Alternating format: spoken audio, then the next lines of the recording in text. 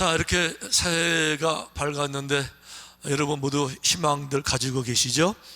또 새해 인사들도 많이 하셨죠?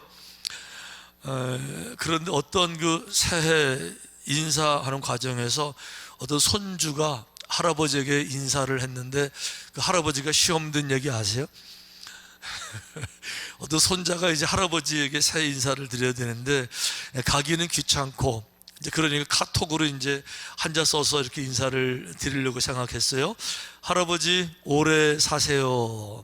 좋은 인사죠. 오래 사세요. 이렇게 했는데 막 서둘러서 하다 보니까 이 시옷을 눌러야 되는데 니은을 잘못 눌렀어요. 그래서 새 해야 되는데 네로 변했어요. 그러다 보니까 전체 인사가 정반대가 된 거 아세요? 할아버지 오래 사세요 그래야 되는데 할아버지 오래 사네요 이렇게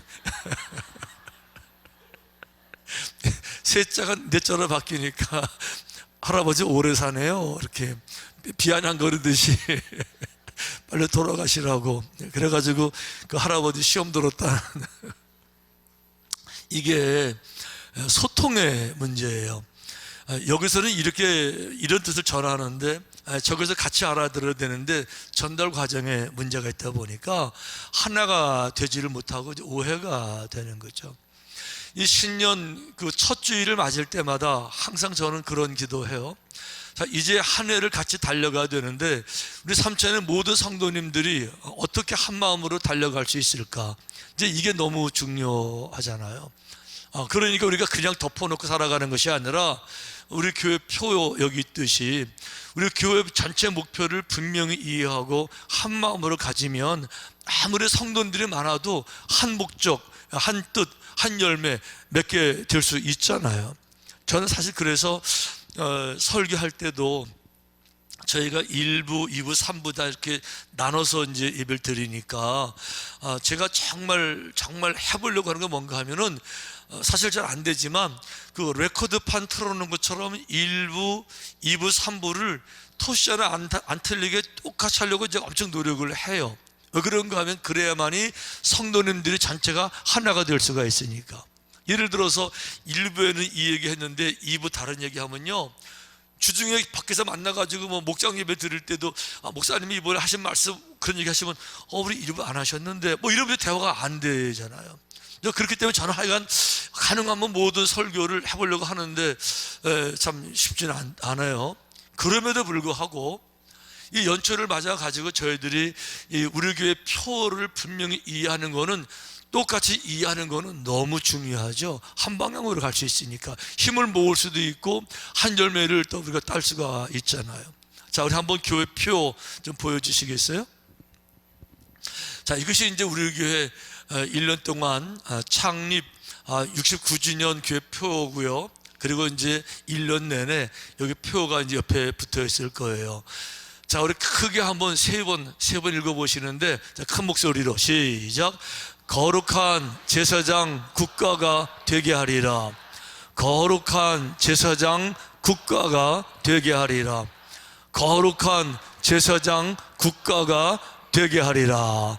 자, 이게 이제 금년도 우리 교회 함께 성취해야 될 목표고 표인 것입니다. 자, 중요한 것은 거룩한 제사장 국가 하리라. 제사장 국가에 대한 이야기는 사람들이 한 얘기가 아니고 하나님이 하셨어요. 하나님이 직접 모든 민족들이 있는데 이 민족 가운데서 어떤 한 민족을 제사장 국가로 삼으셔야 되겠다, 이렇게 하셔가지고 하시는 말씀인데, 오늘 본문 얘기가 바로 그 이야기입니다.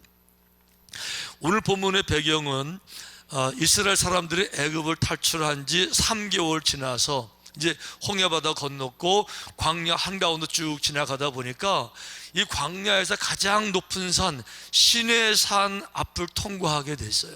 이제 그렇다 하나님께서 모든 백성에게 그 전진을 멈추게 하십니다. 스탑, 여기 멈추고, 그 다음에 모든 지파마다 여기다가 다 장막을 치고 거기 머물게 하시는 거예요. 그러면서 모세에게 명령하십니다. 모세, 너는 모든 백성들을 경건하게 하고 너는 그리고 이 시내산에 올라와서 40일을 정말 금식하면서 너를 성결하게 하고 거룩하게 하라. 왜요? 이제부터 하나님이 거룩하신 하나님이 거룩한 하나님 당신을 계시하시고 그분의 뜻을 알게 하시고 그분이 뭘 원하는지 인간들이 지켜야 될 거룩한 계명을 주실 텐데, 이 계명을 받는 너 스스로가 정결하지 못하고 거룩하지 못한 상태로 이 계명을 받으면 죽을 테니까, 그러니까 계명 받기 전에 40일 금식하고 정결하게 하는 요 과정에서 십계명을 주시기 직전에 이 모세에게 이렇게 말씀을 이제 하시는 거예요. 오늘 본문 말씀이죠. 세계가 다 내게 속하였나니 너희가 내 말을 잘 듣고 내 언약을 지키면 너희는 모든 민족 중에서 내 소유가 되겠고, 이 땅에 수많은 민족이 있는데 그 많은 민족 중에 내가 너희들 특별히 품어서 내 민족으로 선택을 하겠다, 이런 말씀이세요. 그래서 너희가 내게 대하여 제사장 나라가 되며, 그러니까 제사장이요, 한 사람도 제사장인 사람이 있지만 나라도 제사장 나라의 사명을 받는 그런 나라가 있다. 제사장 나라라는 말을 하나님이 직접 쓰시는 거예요. 그러면서 거룩한 백성이 되리라. 너는 이 말을 이스라엘 자손에게 전하라. 할렐루야. 이걸 본문의 말씀이세요. 자, 저희들이 그래서 이 제사장 나라를 알기 전에 제사장의 사명이 무엇인가 먼저 궁금하잖아요. 하고 보니까 이 제사장은 크게 보면 두 가지의 사명이 있어요. 한 가지는 뭔가 하면 중보자의 사명입니다. 자, 중보라는 말에는 전제가 있어요. A와 B가 완전하게 단절되어 있다, 이런 뜻이. 소통이 안 된다, 관계가 끊어졌다, 연결이 안 된다, 이게 이제 전제예요.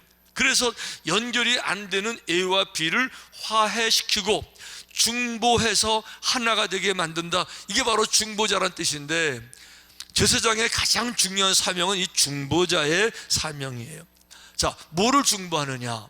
그거는 거룩하신 하나님과 이 죄인된 인간 사이를 중보하는 겁니다. 자, 중요한 건 이거예요. 거룩하신 하나님은 하나님의 본질이신데, 거룩이라는 말은요, 거룩이라는 것은 저처럼 이렇게 넥타이를 메고 그 다음에 양복을 입고 점잖게 앉아가지고 폼을 잡고 딱 앉는 거, 이거는 여러분 거룩이 아니고 그저 이렇게 그냥 뭐 이렇게 보통 모습일 수 있지만, 거룩은 이런 외형적인 이런 것이 아니라 거룩은요, 완전하게 선한 것, 완벽하게 선한 것, 그래서 절대적으로 선한 것, 다른 말로 말하면 악이라는 거, 죄라는 거, 거짓이라는 거, 더럽다는 거, 이런 어둠하고는 완벽하게 타자, 완전하게 분리가 돼서 전혀 상관없는 완벽하게 선한 상태를 거룩이라고 말한다 말이죠. 중요한 건 하나님이 이렇게 완벽하게 거룩하신 분인데 의인은 없나니 하나도 없느니라. 인간들은 본질적으로 다 죄인이에요. 왜? 다 본능적으로, 본능 자체가 죄예요. 욕심, 이기심, 자기밖에 모르는 정욕, 모든 사람의 죄인이기 때문에 죄인된 인간들이 하나님과 함께 할 수가 없는 거잖아요. 그러니까 이 사이를 메꾸기 위해서 제사장을 보내서 거룩한 하나님을 만날 수 있게 인간들의 모든 죄를 사하는 일, 용서하는 일을 돕는 이 직분이 바로 제사장의 직분이라는 거예요.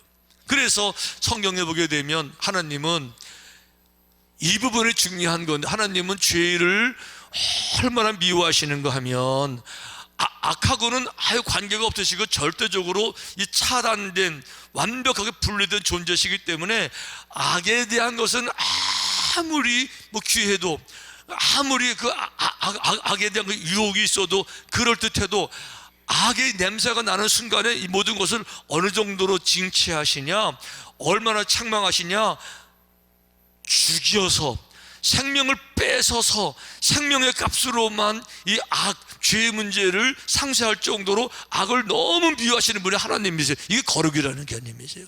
그런데 인간들이 죄를 지어가지고 왔는데 하나님 그 인간에게 죄값을 물으시려면 그 사람을 죽여야 되는, 피를 흘려야 되는데 성경에 이렇게 되어 있잖아요. 모든 죄값은 피로서만 용서가 되나니.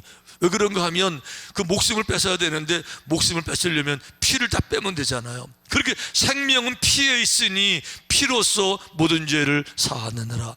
그 정도로 하나님의 죄를 미워하시는 거거든요. 그런데 제가 만약에 죄를 지었는데 이 용서 받으려고 왔는데 하나님 말씀하시기를 내가 생각하는 죄가 얼마나 악한지 작은 죄라도 절대 용서 못하니까 너는 죽어야 되겠다 하고 피를 다 빼버리고 죽잖아요. 그래서 하나님이 생명을 유지하면서도 죄를 용서하시기 위해서 주신 것이 뭔가 하면 제사법이세요. 이래 가지고 이제 죄인들이 그 제사를 지낼 때 그 양이나 소나 제물을 끌고 오잖아요. 그러면 하나님 말씀하시기를 죄 지은 너는 이제부터 내가 끌고 온 제물 위에 손을 얹어서 안수해서 기도하면서 네 모든 죄를 이 제물에게 전가시켜라. 그러면 이제 제사장 기도하는 게 아니에요. 본인이 자기가 끌고 온 제물 위에 자기 손 얹어가지고 기도하는 거. 하나님, 제가 이런 죄를 지었는데 이 죄를 이 제물에게 전거합니다. 이 죄도 이 제물에게 위임하고 이 죄도 이 제물에게 다 돌립니다. 모든 죄를 제물에게 다 돌렸습니다. 내 죄가 모두 이 제물에게 있습니다. 그러면 이제 그때부터 제사장이 본인이 하는 게 아니에요. 제사장이 나타나서 이 죄를 뒤집어진 제물에 목을 탁 쳐서 그 짐승들 피를 다 빼고 그래가지고 피를 여호와께 드리고 이 제물은 불살라서 다 태워서 죄를 만들어서 죄를 용서하시는 것. 그러니까 이 과정에서 이 사람이 진심으로 회개하고 하나님 정말 잘못했습니다. 이럴 때 그 죄를 용서하리라. 제사장 역할은요, 하나님과 인간 사이에 막힌 것들을 헐어주는 것, 이게 제사장 역할인 줄 믿습니다. 아멘. 또 한 가지는 하나님께서 그런 백성들을 축복하기를 원하시는데 어떻게 축복하실까 하고 보니까 하늘에서 이 천둥처럼 큰 음성을 내서 내가 너희를 이것이 아니고요, 제사장들을 통해서 그들을 축복하겠다 이렇게 말씀하셨어요. 그러니까 제사장들에게는 축복권이 있는 거예요. 하나님께서 이 사람을 축복하기 원하실 때 제사장에게 축복 기도를 통해서 이 사람을 축복하는 기도를 하게끔 감동시키시고, 그리고 그렇게 하게 하셔서 제사장이 사람을 위해서 축복할 때 하나님이 내 귀에 뭐라고 축복하는지 내 귀에 들린 대로 그대로 내가 이루어 주리라 이렇게 말씀하셨어요. 그러니까 하나님께서 최초의 제사장, 대제사장 아론이죠. 아론의 모든 자손들이 대대의 사명을 감당해야 되는데 그 아론과 함께 후대 제사장들에게 축복에 대해서 이렇게 말씀해 주시는 거예요. 아론과 그의 아들들에게 말하여 이르기를, 이게 제사장들이죠. 너희는 이스라엘 자손을 위하여 이렇게 축복하여 이르되.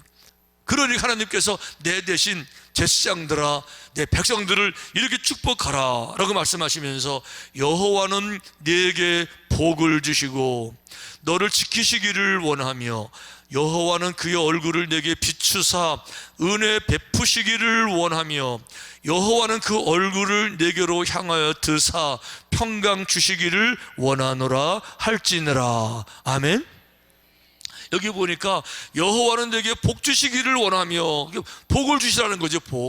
이 복이 한두 가지가 아니에요. 이 복에는 여러분 얼마나 많은 복이 있어요. 영적인 복도 있고요, 건강의 복도 있고요, 자녀의 복도 있고요, 물질의 복도 얼마나 많아요. 이 다양한 복들을 제사장들이 축복할 때에, 기도할 때에 성경이 이렇게 되어 있어요. 그들은 이같이 내 이름으로 이스라엘 자손에게 축복할지니 내가 그들에게 복을 주리라. 아멘. 그러니까 내 귀에 들린 대로 내가 그 백성들을 축복할 것이다. 이것이 바로 이제 그 제사장들의 사명이었어요. 그러면 이 제사장 국가의 사명은 무엇인가? 제사장 국가라는 말은 무엇인가?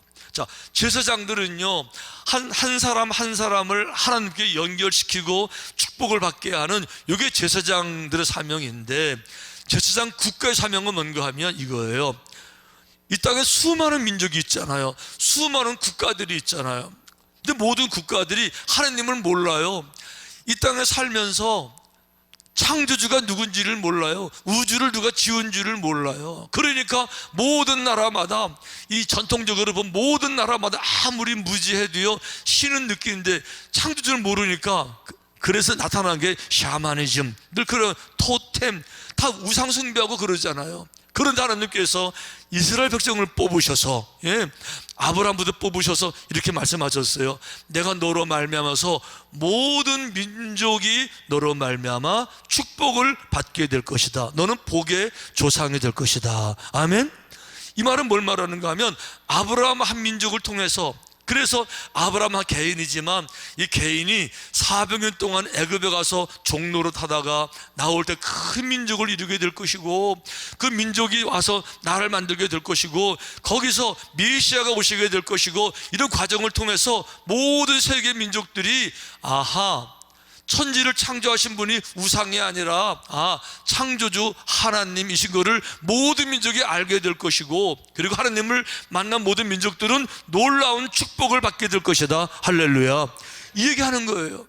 여러분, 그래서 하나님께서 우주를 다 창조하신 다음에 모든 나라를 다 만드셨는데, 전 세계 모든 나라에서 누가 창조주실까를 아무도 몰랐을 때에, 그래서 토템, 샤머니즘 가득 차 있었을 때에 이스라엘 족속을 통해서 하나님이 이 율법 성경 말씀을 주시고 당신을 계시해 내시면서 태초에 하나님이 천지를 창조하셨느니라. 아멘.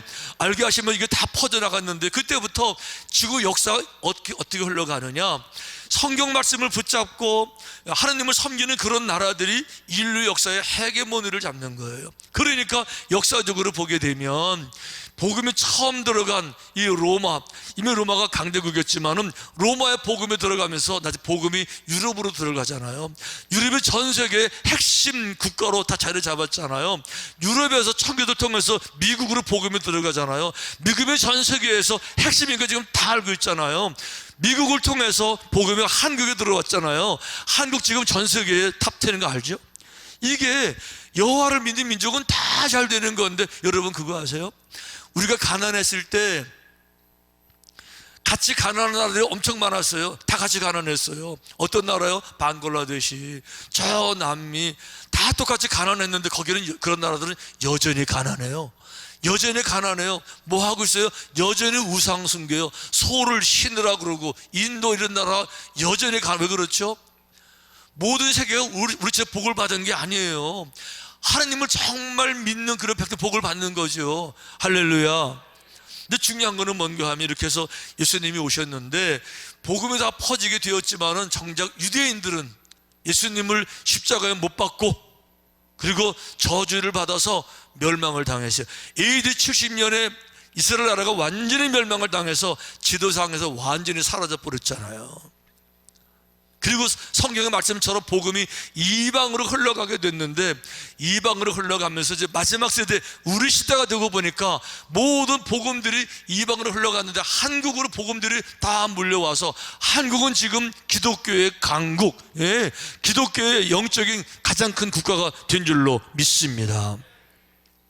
여러분, 지금 중요한 건 이겁니다.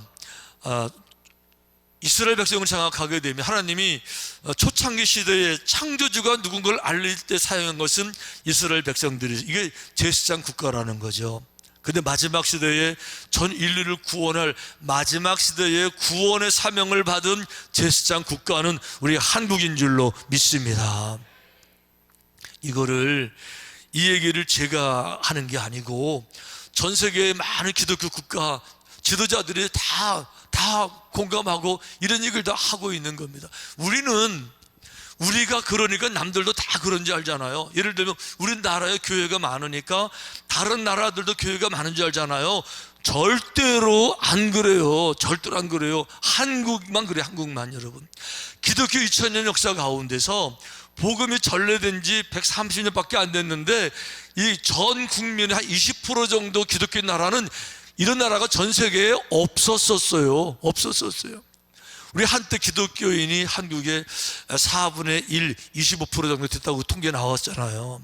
그때는 전 국민 중에 4명 중에 한 분이 기독교인이면요, 한 집에 4식구 있으면은 집집마다 한 명씩은 기독교인이 꼭 있다, 이런 뜻이잖아요. 이런 나라가 없는 거예요. 일본은 우리보다도 복음이 훨씬 빨리 신고됐는데, 일본은 지금 전 일본의 기독교인들이 1%도 안 돼요. 이게 현실이에요. 전 세계가 다 그래요. 근데 기독교만 강국이 됐는데, 그러면서 놀라운 일이 벌어진 겁니다. 우리 한국은 아시는 것처럼 정말 가난한 나라였었어요. 정말 가난했어요. 어제 우리 임원 세미나 하면서 그 강사님이 그러시더라고요. 당신은 우리 한국을 생각하면 너무 기가 막히는데 우리가 언제부터 이렇게 잘 살게 됐습니까? 라고 질문하면서 그 얘기를 하더라고요. 본래 우리 한국은 세 가지만 가지고 있었다. 세 가지. 언제까지? 한 30년, 40년 전까지. 당신이 다 우리 세대 경험한 거예요. 그분이 세 가지 얘기를 이렇게 하더라고요. 첫째, 우리 한국은 수백 년 동안, 수천 년 동안 가난한 민족이었다. 그러면서 그분이 그 말을 하는데, 제가 한동안 잊고 살았단 말이 했어요. 그분이 그 얘기 하더라고요. 여러분, 보릿고개 아십니까? 보릿고개. 젊은 사람들 무슨 말인지 모르죠. 보릿고개 아니냐고, 이렇게. 먹을 게 없어가지고요, 보릿고개 얼마나 많이 굶어 죽고, 소나무, 그냥 속 갖다가 먹고 이러면서 초근 목피. 이게 우리 한국이 뭐 수백 년 전 얘기가 아니라 우리 시대 얘기예요. 우리 시대. 우리 어렸을 때 먹을 거, 우리 시대 다 가난했을 때. 거기에다가 한국이 두 번째, 무지. 우리 한국이 얼마나 무지했어요. 그러니까 오죽하면 낯들고 기억자도 모른다. 그리고 속담이 돼. 왜? 워낙 많으니까. 그 무지가. 이게 한국 우리 모습이었잖아요. 우리 모습. 세 번째, 질병. 병들면 그냥 죽는, 병원에 어디 있어요? 그냥 죽는 거지. 그러니까 60살만 살아도 잘 사는 거고, 60그러면 동네마다 환갑자재 크게 벌리고. 이게 우리 옛날 얘기예요. 우리 시대, 저 시대 어렸을 때 다 이렇게 우리 살았잖아요, 여러분. 근데 지금은 전 세계 10대 강국, 이게 여러분 그냥 되는 게 아니에요. 하나님의 축복 가운데서 우리 가난할 때 동네마다 교회 다 세우고, 동네마다 새벽 정축, 새벽 기도하고, 얼마나 부르짖고 그래. 이게 우연히 그랬어요? 우연히 그런 거예요. 여러분 보세요. 이게 한국 사람의 어떤 자부심, 특징, 뭐 능력, 자원 때문에 잘 살았어요? 그러면 북한은 더 잘 살아야죠. 북한은 저희보다 더 많은 자원이 있어요. 북한에요, 땅도 더 넓어요. 자원도 많고요. 똑같은 한국 사람 특징이 있잖아요. 그래, 거기는 하나님이 없는 땅이죠. 거긴 여전히 가난해요. 대한민국은 달라요. 여호와를 믿는 민족이 얼마나 복을 받는, 우리가 산 증인인 줄로 믿습니다. 이게 능력인 거예요, 여러분. 그런데요, 지금은 더 중요한 게 있어요. 지금은 경제적으로만 그런 것이 아니라 이제 정신적으로도, 문화적으로 한국 사람들이 세계 탑이 돼 있어요. 이래가지고 이제는 뭐 K-팝은 벌써 다 옛날 얘기 돼버렸고요. 뭐 한국 음식이라 그러면 다 세계 사람들 껌뻑껌뻑 죽고 그러잖아요, 여러분. 제가 며칠 전에 깜짝 놀랐는데, 이렇게 놀랄 준비하세요. 지난 1년 동안에 한국 사람들이 전 세계에 파는 라면 한 가지, 라면 종류, 라면 팔아가지고 얼마를 벌었는지 아세요? 1조 원이 넘었대요. 1조 원이. 별로 안 놀라시네. 우리 한국 사람들은 라면 얼마나 시시하게 생각해요. 제 꿈 중에 하나가 뭔지 알아요? 마음껏 라면 먹는 거. 우리 아내가 하도 못 먹게 해가지고 없을 때만 살살 끓여 먹고 그러는데, 우리 라면을 무시하고 그러잖아요. 그런데 한국 라면, 그러니까 그 앞에 한국 단어가 들어가니까 1조 원이 넘도록 전 세계에 라면이 팔려. 이게 우리 현실. 왜 이렇게 됐을까? 당연하죠. 하나님께서 우리 민족을 축복하셔서 마지막 시대에 모든 민족을 구원하시라고 주시는 사명인 줄로 믿습니다.